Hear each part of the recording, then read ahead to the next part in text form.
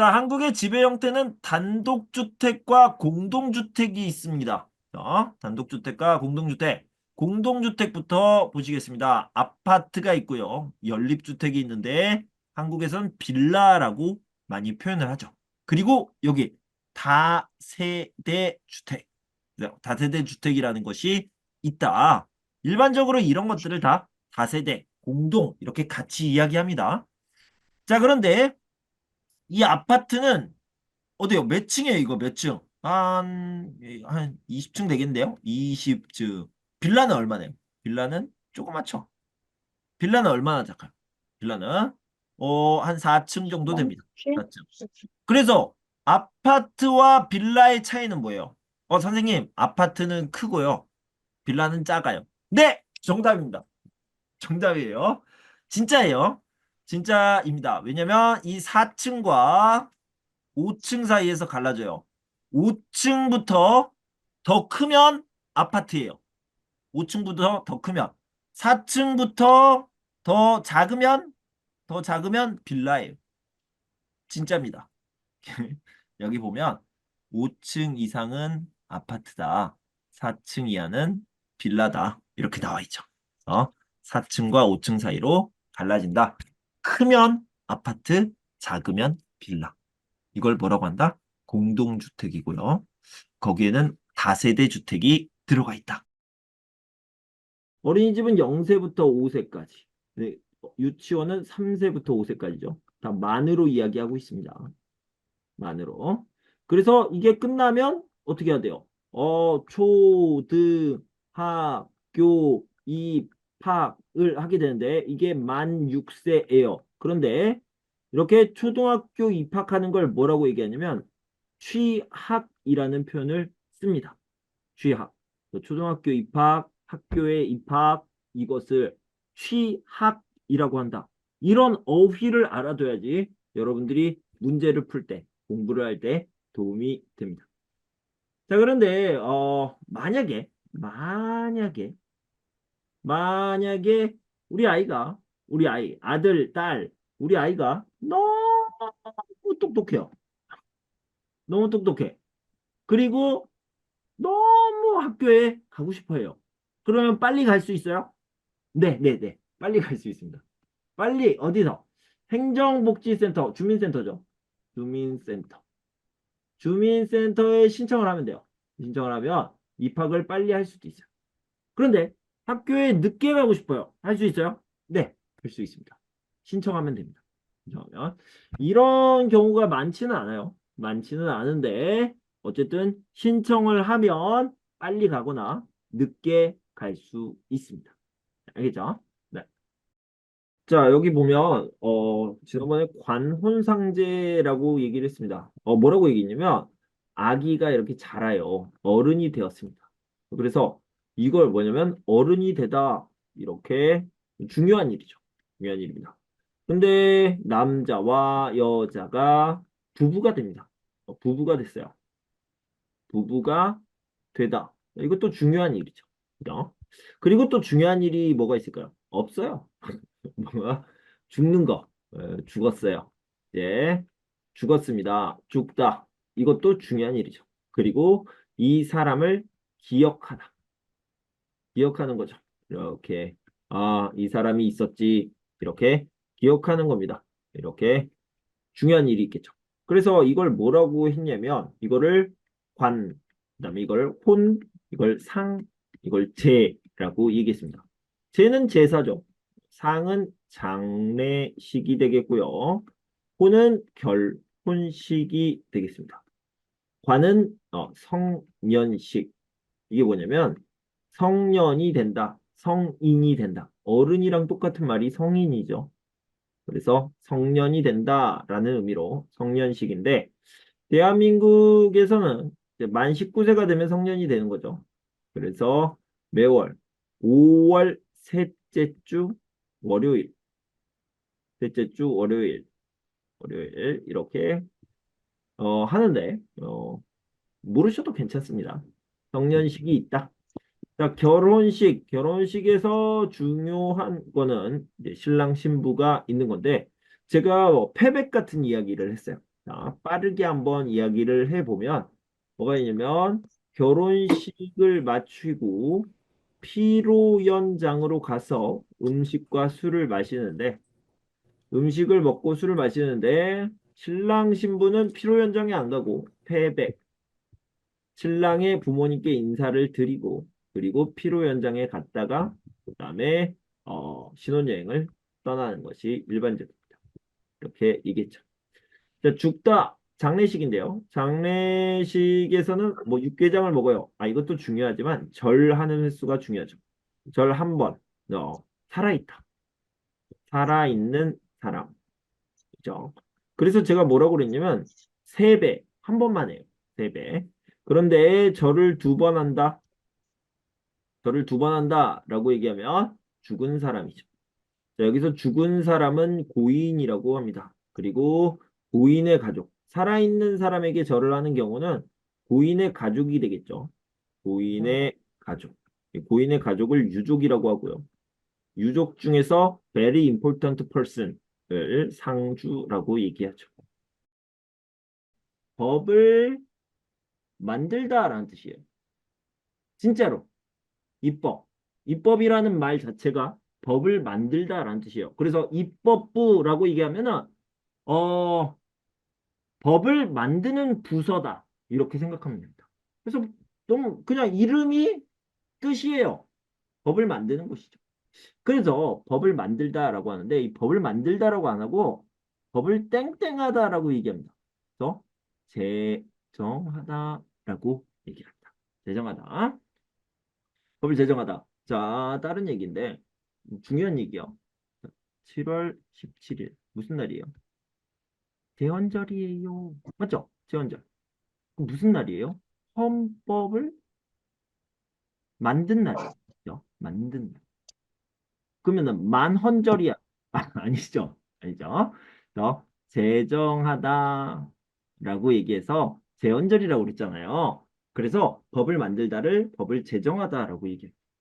선생님, 똑같은 말인데 이걸 알아야 돼요. 문제에 이렇게 나오니까. 문제. 우리는 문제를 잘 풀어야 돼. 어?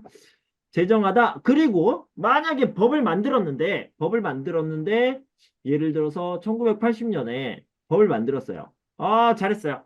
법을 만들었어. 그런데 지금 몇 년이야? 1900 아니 2024년이죠. 이 44년이 지났어요. 44년. 44년이 지났는데 지금 시대하고 안 맞아. 법이 이상해. 이때는 좋은 법. 그런데 시간이 지나니까 이상한 법이 돼버렸어요. 이상한 법이 돼버렸으면 어떻게 해야 돼? 법을 바꿔야 되죠. 법을 바꾸다, 고치다. 이걸 뭐라고 그러냐면 수정하다. 라고 얘기해요. 수정하다. 근데 수정하다라는 말, modify 대신에 개정하다라는 표현을 씁니다. 개정하다. 법을 만들다, 제정하다. 법을 고치다, 개정하다. 여러분들 다 외우시면 돼요. 언제 외우시냐? 지금, right now. 지금 외우시면 돼요. 어떻게 외우시냐? 자, 이렇게 외웁시다. 보세요. 1900 5, 60년대. 5, 60년대. 이렇게 외우는 거예요. 그 다음에 70, 80, 90 이후. 이렇게 외우는 거. 요거까지는 됐죠? 요거까지. 5, 60 묶어요. 7, 8, 9. 9 이후로는 쭉 이렇게. 쉽죠? 5, 6, 7, 8, 9. 이렇게 하면 됩니다. 그 다음에 여기에는 뭐가 있냐면 가볍다가 있습니다. 가볍다. 가볍다. 오케이? 가볍다. 그럼 여긴 반대에 뭐가 있어? 그럼 무겁다 하겠네요? 네, 맞아요. 무겁다. 이렇게 하면 돼요. 가벼운 거 뭐가 있냐? 가벼운 거. 여러분들이 들 수 있는 거. 들 수 있는 거. 가방. 가방이 있고요. 그 다음에 옷. 옷 들 수 있죠? 이걸 의류라고 합니다. 네. 신발 들 수 있죠? 신발. 그죠? 그리고 가짜 머리. 가짜 머리. 여기다. 가방 비슷하니까 가발 여기다 씁시다. 가방, 가발. 가볍잖아요. 가벼워요. 자, 이제 여러분들이 못 들어요. 무거워요. 무거운 거 씁시다. 무거운 거. 뭘 못 메요? 배. 배 못 들죠? 배 이만한 거, 배. 이 배요. 배, 여기 사람 여기 있고, 배. 엄청 커요. 그죠? 무거워요. 기계. 기계 무겁죠? 기계. 그 다음에 스틸. 철. 이걸 철강이라고 그래. 스틸. 알겠죠? 무겁다. 여기까지 됐어요? 가볍다, 무겁다. 오케이? 가볍다, 무겁다. 여기까지 하면 됩니다. 선생님, 그럼 여기부터는 어떻게 해요? 여기부터는 기술 조금이라고 합시다. 기술 조금. 기술이 조금 들어가 있습니다. 어떤 게 있냐? 기술이 조금 들어가 있다는 거, 자동차. 옛날에 현대자동차 있잖아요. 현대자동차 좀 옛날부터 있었죠? 기술이 들어가 있죠. 기술이. 그 다음에 전기 제품, 그리고 전자 제품, 이렇게 얘기할 수 있겠죠. 네. 알겠죠? 그래서 기술이 조금 들어가 있다. 선생님, 이거 기술 많이 들어가 있는데요. 전기, 전자, 일렉트로닉, 그 다음에, 오토모빌. 기술 많이 들어있는데? 아니요. 기술이 더 들어가 있는 게 있어요. 기술이 더 많이 들어가 있는 게 여기입니다. 바로 반도체, 세미컨덕터. 와, 이건 대단하죠? 대단한 겁니다. 스마트폰. 와, 대단한 기술이에요. 하이 테크놀로지죠. 네. 자, 그다음에 출생신고를 해야 되는데, 태어나면 출생신고, 그 다음에 죽으면 사망신고. 중요한 건 한 달에 한다. 이렇게 얘기할 수 있고요. 여기는 시청, 군청, 구청에는요, 혼인신고예요. 혼인신고. 그런데 여기는 조금 더 작아요. 요거는 크고, 여기는 작다. 뭐냐면, 읍면 동사무소에, 동사무소. 이 동사무소가 주민센터예요. 주, 동사무소, 주민센터, 행정복지센터, 행정복지센터. 요거죠. 예, 요건데 여기에 신고를 해야 됩니다. 그러니까 혼인 신고는 좀 큰 곳에서 신고하고요. 그다음에 출생 신고와 사망 신고는 좀 작은 곳에서 신고를 한다. 이렇게 얘기할 수 있습니다. 선생님, 아기가 태어나는 거와 사람이 죽는 거는 좀 큰일 아닙니까? 큰일. 네. 큰일인데 왜 작은 곳에서 신고를 합니까? 여러분들 이렇게 바꿔서 생각합시다. 바꿔서. 뭐냐면 출생신고와 사망신고는 중요한 일, 큰일이잖아요. 그래서 국민이 편리하게 하려 이렇게 생각합니다. 국민이 편리하게. 선생님, 그러면 혼인신고는 불편하게 합니까? 네, 네. 불편하게. 혼인신고는 불편하게. 왜 불편하게 해요? 한 번 더 생각하세요. 진짜 이 남자와 결혼해도 되나? 한 번 더 생각하세요. 그래서 불편하게 큰 데서 한다. 이렇게 한번 생각해 봅시다. 외울 때. 절대 다른 사람들한테 이렇게 얘기하면 안 되고요. 외울 때 그렇게 생각해 보시면 좋을 것 같아요. 독립만세운동. 자, 조금 자세히 봅시다. 1919년에 3.1 운동이 있었습니다. 뭐냐면 독립을 요구한 만세 운동이다. 독립 만세 운동이었죠. 그런데 어디에서 일어났냐? 요게 좀 중요한데요. 대한민국 사람들은 이걸 굉장히 자랑스러워해요. 짜잔. 어디에 있었냐? 어디에서? 요게 이제 종로에서 있었고요. 천안에서 유관순 누나가 있었죠. 그리고 뭐 이런 데서 독립만세 운동이 일어났습니다. 짜잔. 이게, 제주도. 짜잔. 전국에서 일어났어요. 대단한 사건이었죠. 대단한 사건. 이런, 여러분 나라는 어떤지 모르겠는데, 이런 일이 흔치가 않대요. 많지가 않습니다. 그래서 모든 국민들이 만세 운동을 벌였던 게 흔치가 않다. 이렇게 생각하면 됩니다. 자, 이렇게 만세 운동을 많이 벌였고요. 전국에서 만세 운동을 벌여가지고 대단한 일이 일어난 거죠. 대단한 일이 일어났는데, 그런데 이 이 운동이 끝나면 이제 사람들이 딱 알게 된 거예요. 아, 우리 백성 모두가, 우리 국민 모두가 독립을 원하고 있구나. 독립을 원하고 있으니까, 이제 다음에 뭐 할까? 이제, next. 자, 다음에 뭐 합시다. 이렇게 해야 되잖아. 누가 해? 누가 하죠? 헤드쿼터가 해야지. 헤드쿼터가, 리더가 있어야지. 헤드쿼터가 있어야 될 거 아닙니까? 근데, 없어요. 없어서 깜짝 놀랐어요. 자, 1919년 3월 1일에 이런 대단한 일이 일어났는데 다음에 무엇을 합니까? 라고 사람들이 뭐하지? 뭐하지? 이러고 있어요. 리더가 없어. 이 나라에는 가버먼트가 없는 거예요.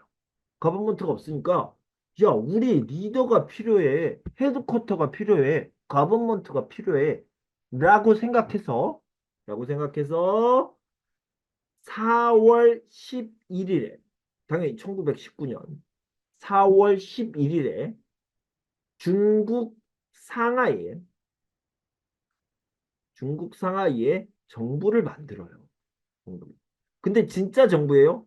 아니잖아. 여기에는 일본 사람들이 점령하고 있잖아. 그래서 잠깐 우리가 독립을 할 때까지 여기에서 가버먼트 역할을 할게. 그래서 임시정부를 만듭니다. 임시정부를 만들고요. 거기에 리더가 누구냐면 김구 선생님. 자, 여러분들이 다 기억해야 될 부분입니다. 자, 지금부터 완전히 집중하셔야 돼요. 뭐냐면 1919년 3월 1일 아이고 자, 1919년 3월 1일에 독립만세운동이 있었다. 그런데 독립만세운동이 끝나고 나서 이제 뭐하지? 라고 할 때 정부가 없어.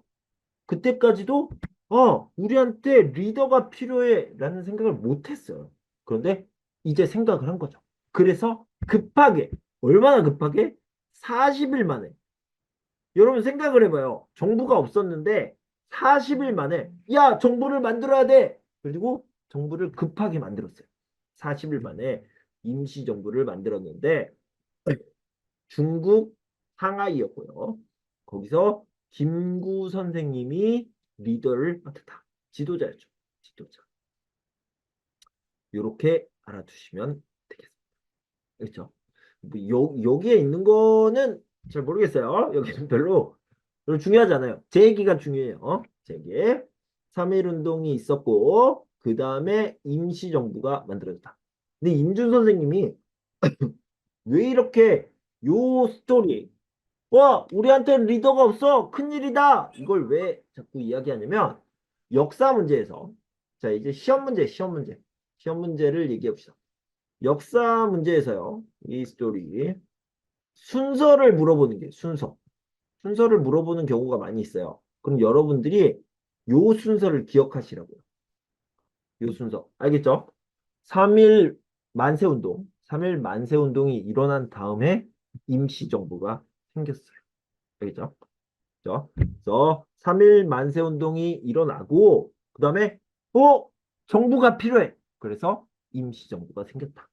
요거를 잘 기억하시면 문제를 푸는데 굉장히 큰 도움이 되기 때문에 제가 많은 시간을 투자해서 여러분들께 알려드린 겁니다.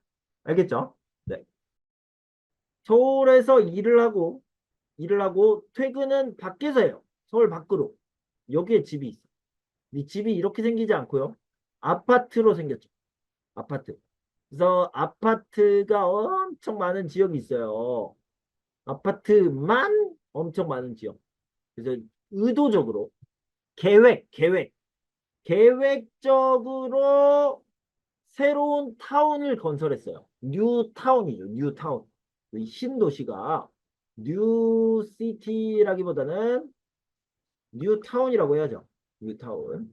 그래서 서울에서 일을 하는데 집은 서울 밖에 여기에서 다니세요라고 새롭게 계획적으로 만들어 놓은 아파트 타운이 있습니다. 아파트 타운. 이걸 신도시라고. 신도시. 자, 여기 보면 신도시. 신도시 보면 뭐가 있어요? 아파트. 여기는 아파트. 아파트예요. 근데 여기는 어디다? 여기 서울이 아니에요. 서울이 아닌데 이 사람들이 다 서울로 출근을 했다가 퇴근은 집으로 하는 거죠. 이거를 신도시라고 하는 겁니다. 그럼 위성도시는 뭐냐? 원래 위성이 뭐냐면 위성, 세틀라이트예요. 세틀라이트. 그래서 요 위에 이게 목성인데 목성의 주변에 뭐 이렇게 위성이 있죠. 14개? 17개 막 점점 늘어난다는데 위성이 있는데 서울에도 주변에 도시가 있어요. 여기에는 뭐 안양, 여기에는 광명, 과천, 부천, 의정부, 양주, 구리, 용인 뭐 이렇게 있어요. 이런 주변의 도시들이 있습니다. 이런 주변의 도시들을 마치 세틀라이트와 같다라고 해서 위성 도시라고 이야기를 하는 거예요. 알겠죠? 네.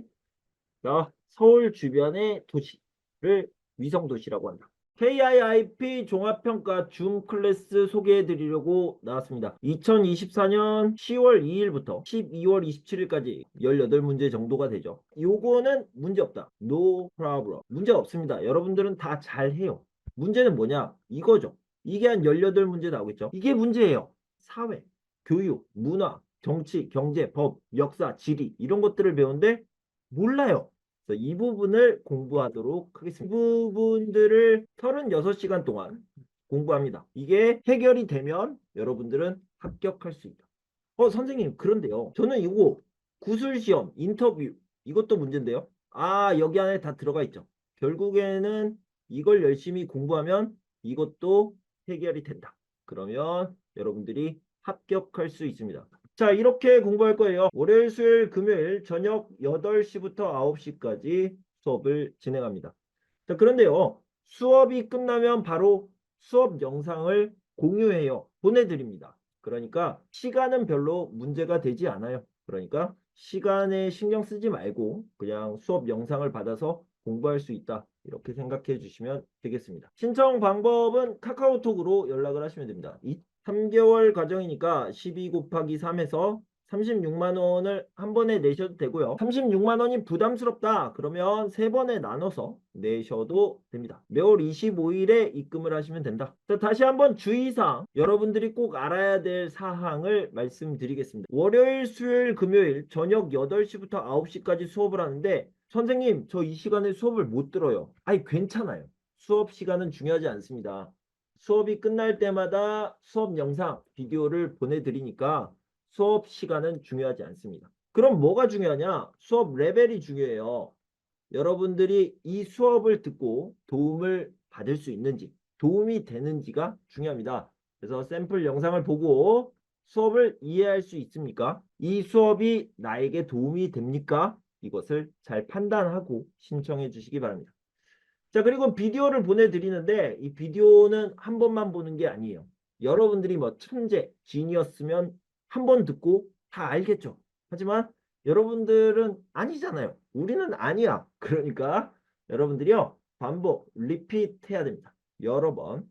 한 번만 듣고 외울 수 있는 학생은 없어요. 그러니까 반복해서 여러 번 보셔야 됩니다. 중요한 건 여러분들이 문제를 풀고 합격하는 거잖아요. 그게 중요한 거잖아요. 그래서 비디오를 드릴 테니까 비디오를 한 번 아니고 여러 번 보셔야 된다. 이걸 꼭 기억하셔야 됩니다. 알겠죠? 자, KIIP 종합평가 여러분 모두 합격하셨으면 좋겠습니다. 여러분의 합격을 기원합니다. 안녕!